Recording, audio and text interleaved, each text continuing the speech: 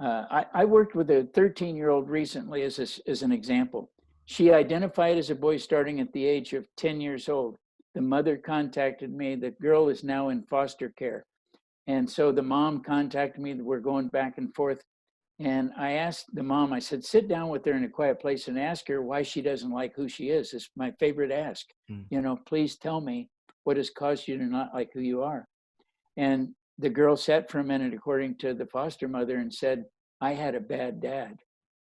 And the mother said, what does that mean? Well, dad harmed her. See, dad hurt this young girl, and that's why she's in foster care.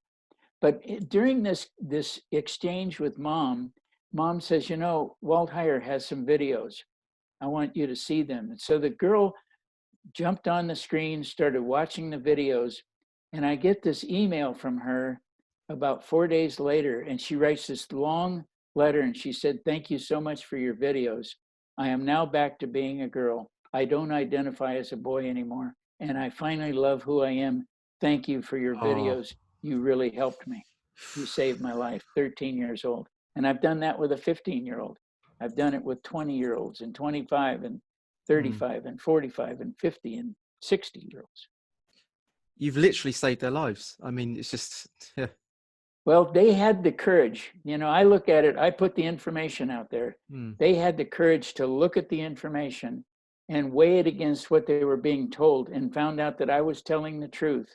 And they themselves saved their own life. I don't say that I saved their life. I put the information out there so that they can access it and so that they can see what's going on is harmful to them.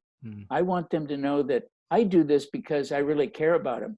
Keep in mind, I have never charged anybody one dime for what I do. The gender clinics are making millions, even governments giving them millions of dollars. In Australia, one gender clinic got $6 million.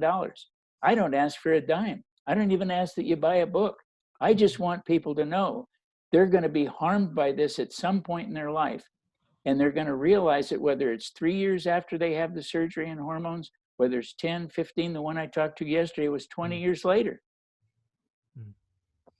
Yeah, you're doing some great work. You really are. I mean, it's saving lives. I mean, just to prevent one life for going through the pain that you went through is just is miraculous. But to do that with the thousands, the tens of thousands of lives that you're affecting must feel good. Must feel like even though you've gone through a lot of hardship, that your life has sort of has that meaning now, even though you've kind of been in the trenches and you've gone through that. There's a sort of a silver lining to that journey you went through, and that was to affect millions of lives, you know. So you must take a lot from that, Walt.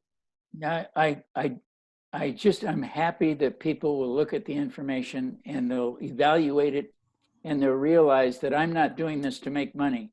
I'm doing this to help them understand that there are consequences. What I take away from this is that, you know, we need to realize there's a lot of evil.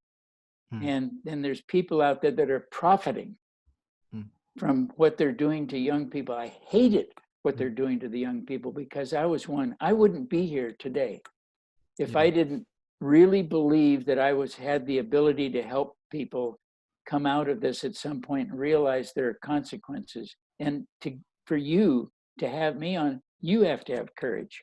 And I think if people read the books that we've talked about, Trans Life Survivors, I know I'm pushing the books. These have 30 stories in it. If you haven't read this one, it's a great book and it tells you about the consequences. One of them was a young girl who the LGBT changed into a boy and, you know, gave her the hormones. They put her in charge of a gender clinic in a group in an area, you know, just loved all over her, right? She committed suicide.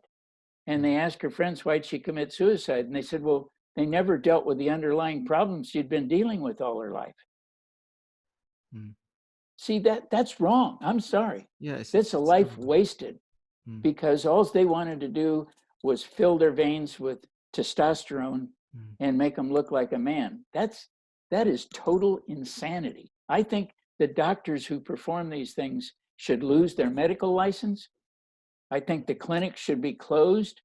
I mean, in 1979, all the gender clinics were closed because they realized it was causing too much harm. Now it's come roaring back again.